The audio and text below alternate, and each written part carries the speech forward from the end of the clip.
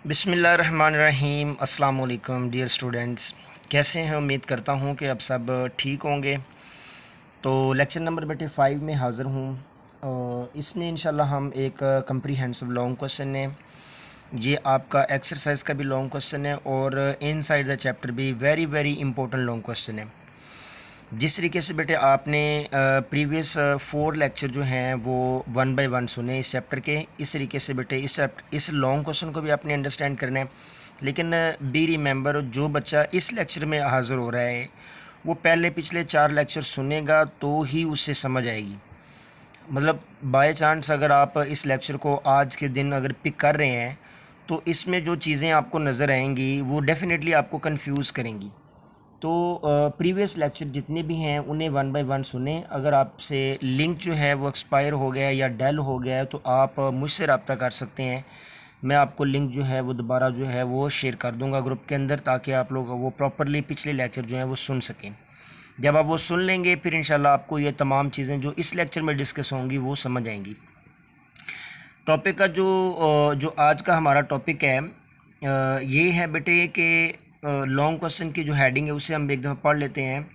Show that temperature of gas is directly proportional direct measure of the average translational kinetic energy of its molecule. अच्छा, इसमें इस long में काफ़ी चीज़ें बेटे हमने पीछे वाले लेक्चर से कवर करनी है। मतलब काफ़ी चीज़ें हमने पहले वाले लेक्चर जो लास्ट लेक्चर नंबर 4 है ना, उससे लेनी है। सेम टू सेम बिल्कुल कॉपी पेस्ट आपने कर लेनी है। ये चीज़ें आप लोगों ने इससे 3rd लेक्चर में 2nd लेक्चर में पहले पढ़ी हुई हैं, तो इसलिए यहाँ पे हमें ज़्यादा कन्फ्यूजन नहीं होगी। सबसे पहले हम क्या लिखेंगे, जो रिलेशन हमने प्रेशर का निकाला बेटे, P V is equal to 1/3 mn और वी स्केयर मीन ये एवरेज वेलोसिटी का स्केयर है। जनरल गैस इक्वेशन जो आपने ऑलरेडी पहले भी पढ़ी हुई है प्रीवियस क्लासेस में और अभी इस लेक्चर में भी आपने पढ़ी है, P V is equal to N R T. दोनों इक्वेशनें हमने पीछे वाले लेक्चर में लिखी थी बेटे, ठीक है। इस लेक्चर में भी हमने दोनों इक्वेशन नंबर 1 इक्वेशन नंबर 2 लिखा। अब इन दोनों को कंपेयर कर लें तो N R T is equal to 1/3 mn/v square. और नेक्स्ट आपने क्या करना है कि आप इस जो मैस जो इधर आपको नज़र आ रहा है, ये जो स्मॉल एम है, ये मैस ऑफ सिंगल मालिक्यूल होता है, गैस मालिक्यूल।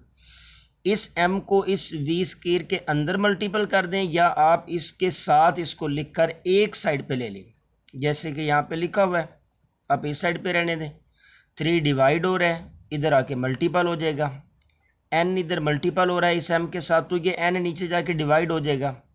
तो देखो बच्चों, ये रिलेशन आपको फ़ौरन समझ आ जाएगा, एम वी का स्केयर 3nRT ओवर कैपिटल। अगर आप लोगों को इन तमाम पैरामीटर का नहीं पता तो प्रीवियस लेक्चर में इसको आप डिटेल में सुन सकते हैं। मैं फिर भी यहाँ पे रिपीट कर देता हूँ, M mass of single molecule, average velocity of gas molecules, randomness X axis Y axis या जी एक्सिस, किसी भी एक्सिस के along average velocity, N number of molecules per unit volume होता है स्मॉल एन, जैसे कि यहाँ पे लिखा हुआ, sorry, number of molecule per Avogadro number होता है। R general gas constant, T absolute temperature, N total number of gas molecules. Small N को हमने capital N over N A लिख दिया, एन ए को इसके साथ मल्टीपल कर दें तो एन की वैल्यू निकल आएगी। अब इस एन की वैल्यू को बेटे आप अगर यहाँ पे पुट करते हैं ना, तो स्मॉल एन जो है स्मॉल एन से कैंसिल हो जाएगा, पीछे हमारे पास बच जाएगा 3RT ओवर एन ए, और इस एम को इसके अंदर मल्टीपल कर लिया। ये आप यहाँ पे भी कर सकते हैं डायरेक्ट, इधर जो इन्होंने साथ में एक स्टेप जो है ये अंदर लिख लेना चाहिए था पहले। तो ये बन गया बेटे 3RT, ठीक है। ये 3RT ओवर क्या बन जाएगा, एन ए। अब जो R ओवर एन ए है, याद रखें बेटे, जनरल गैस कांस्टेंट ओवर जो एवोगैड्रो नंबर है, ये एक और कांस्टेंट के इक्वल होते हैं जिसे हम के बी लिखते हैं। अब ये के बी क्या है, ये बोल्ट्जमैन कांस्टेंट है। ये क्या है बेटे, बोल्ट्जमैन कांस्टेंट, जिसकी वैल्यू 1.38 मल्टीप्लाइड बाय 10 की पावर 23 जूल पर केल्विन होती है। ये आप लोगों ने याद रख लेनी है, इधर कहीं नीचे लिखी भी होगी, अगर कहीं आती है तो मैं आपको ज़रूर बताऊंगा, ये आपने याद रख लेनी है। तो M V square is equal to 3 kBT बन गया। अब दोनों तरफ आप क्या कर लें, 1/2 के साथ डिवाइड कर लें। ये 1/2 के साथ इधर भी हमने मल्टीपल कर लिया, इधर भी 1/2 कर लिया, इधर आ जाएगा हाफ एम वी स्केयर और इधर बन जाएगा 3/2 kBT। Half M V square बेटे ये एवरेज ट्रांसलेशनल काइनेटिक एनर्जी होती है, इसे आप K.E.T लिख लें। टी ट्रांसलेशनल काइनेटिक एनर्जी को रिप्रेजेंट कर रहे हैं और ये बन जाएगा बेटे आपके पास relation, average translational kinetic energy is equal to 3/2 kBT। 3/2 एक नंबर है जो कि हमेशा इस फार्मूला में लिखा जाएगा, ठीक है। तो ये तो कांस्टेंट रहेगा, ये तो बदलेगा ही नहीं, इसलिए ये कांस्टेंट है, इसे हम यहाँ से साइड पे हटाते हैं। के भी जो है वो बोल्ट्जमैन कांस्टेंट है। तो आपको नज़र आ गया कि ये जो पूरा हिस्सा है ये कांस्टेंट है। कांस्टेंट और इक्वल को ख़त्म करें तो हम यहाँ पे प्रोपोर्शनैलिटी का साइन लगाते हैं। तो एवरेज ट्रांसलेशनल काइनेटिक एनर्जी जो है वो डायरेक्टली प्रोपोर्शनल है किसके बेटे, एब्सोल्यूट टेम्परेचर के। जैसे जैसे एब्सोल्यूट टेम्परेचर बढ़ेगा क्या चीज़ बढ़ेगी, एवरेज ट्रांसलेशनल काइनेटिक एनर्जी। अगर ये बढ़ती है तो ये किस पे डिपेंड करती है, मास ऑफ द मॉलिक्यूल्स और velocity of the molecules. Velocity कौन सी लेंगे, एवरेज वेलोसिटी लेंगे या हम उसकी जनरल स्पीड लेंगे या हम रूट मीन स्क्वायर वेलोसिटी लेंगे, तो वो रूट मीन स्क्वायर वेलोसिटी होगी डेफिनेटली, जो कि हमने ऑलरेडी पहले पढ़ लिया हुआ है। तो टेम्परेचर के बढ़ाने से रूट मीन स्क्वायर वेलोसिटी भी बढ़ती है और काइनेटिक एनर्जी भी बढ़ती है। ये बात आपको समझ में आ गई। अब हम एक चीज़ समझते हैं कि काइनेटिक थ्योरी ऑफ गैस जो है वो हमारी डेली लाइफ में किस तरीके से इन्वॉल्व होती है। मिसाल से समझिए ज़रा, एग्जांपल के तौर पे यहाँ पे लिखा है कि एक air molecule, single air molecule की बात हो रही है, एट रूम टेम्परेचर कितना जी 300 केल्विन। अगर आप इसको सेल्सियस में लेके जाते हैं तो ये तकरीबन बन जाता है 27 डिग्री सेल्सियस। वैसे रूम टेम्परेचर क्या होता है 25 डिग्री सेल्सियस एवरेज, लेकिन 27 का मतलब है कि 2 डिग्री सेल्सियस जो टेम्परेचर है वो ज़्यादा है। इस टेम्परेचर पर जो KBT की वैल्यू है, टेम्परेचर की वैल्यू 300 केल्विन और KB की 1.3638 मल्टीप्लाई 10⁻⁻23 जूल पर केल्विन, मल्टीपल किया आंसर आ जाता है 4.14 मल्टीप्लाई 10⁻⁻21 जूल आ जाता है।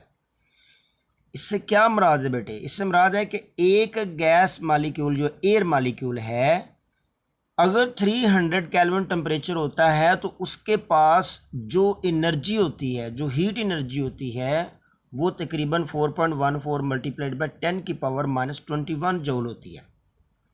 अब चूंकि ये -21 जूल जो है इसको हम प्रॉपरली नहीं अंडरस्टैंड कर पा रहे, क्योंकि हम यहाँ पे काफ़ी ज़्यादा ज़ीरो लिखेंगे, देन हमारे पास 0.000 करके फिर हम 414 पे आएंगे।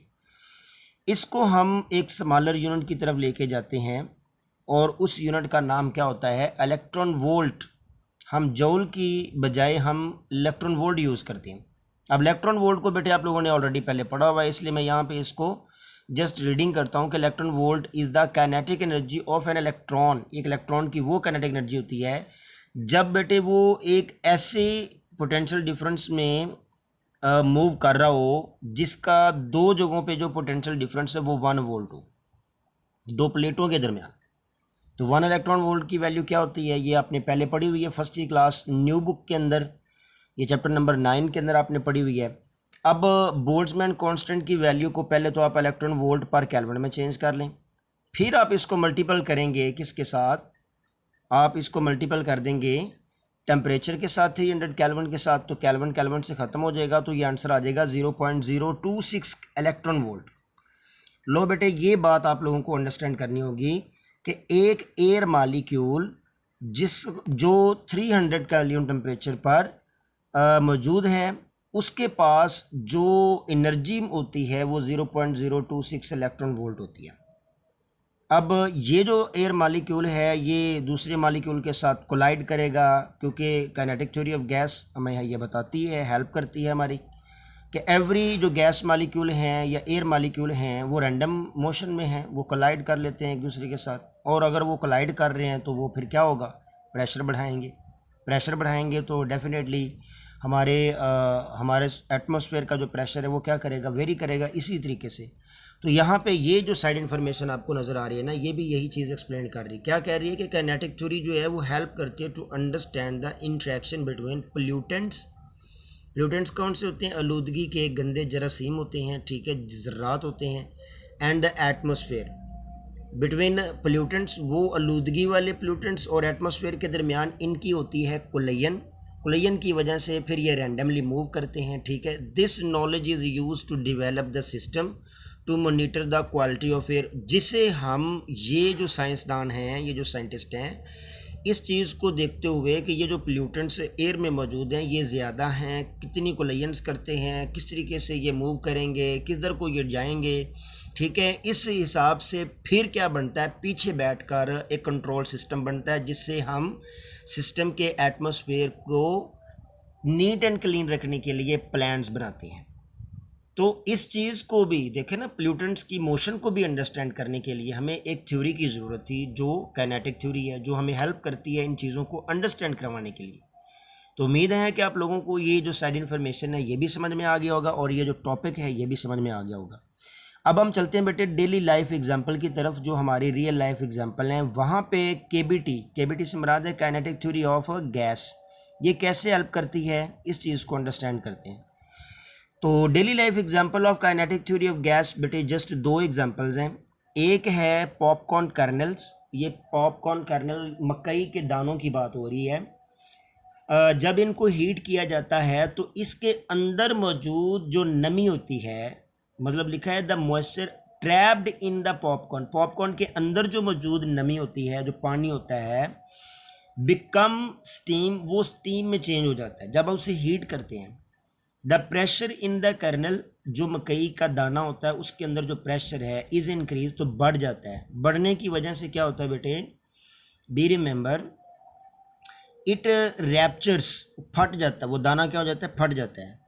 Then corn cover releasing the ग्लेशियस स्टार्च, उसके अंदर जो नरम चीज़ होती है वो बाहर की तरफ आ जाती है। And it become solid after cooling, जब वो ठंडा करते हैं तो उस वक्त वो क्या हो जाता है, सॉलिड में चेंज हो जाता है, हार्ड हो जाता है, ठीक है। ये बात भी बेटे यहाँ पे भी आप लोगों को काइनेटिक थ्योरी जो है वो बड़ी हेल्प करती है। कैसे हेल्प करती है भाई, क्योंकि जो उसके अंदर नमी होती है उस दाने के अंदर, उसके जो पार्टिकल्स हैं वो कोलाइड करते हैं हीट मिलने से, टेम्परेचर के बढ़ाने से। जब वो आपस में कोलिजन करेंगे डेफिनेटली प्रेशर क्या हो जाएगा, बढ़ जाएगा, ठीक है। और ये भी ध्यान में रखें आप लोग बात कि जो पॉपकॉर्न के अंदर जो मॉइस्चर होता है वो ज़्यादा जगह घेरता है, तो जब वो स्टीम में चेंज हो जाएगा तो डेफिनेटली पीछे जो जगह एम्प्टी स्पेस बच जाएगी, तो डेफिनेटली प्रेशर एक बढ़ेगा, इंक्रीज़ होगा अंदर की तरफ, और ऊपर से प्रेशर जब बढ़ेगा तो डेफिनेटली वो पॉपकॉर्न क्या हो जाएगा, रैप्चर मीन फट जाएगा। एग्जाम्पल नंबर 2 क्या है कि जब हम एक मोटरसाइकिल के अंदर टायर के अंदर जो है हवा भरते हैं, तो हवा भरने से क्या होता है कि वो जो एयर मालिक्यूल्स होते हैं वो इसके इनसाइड जाते हैं।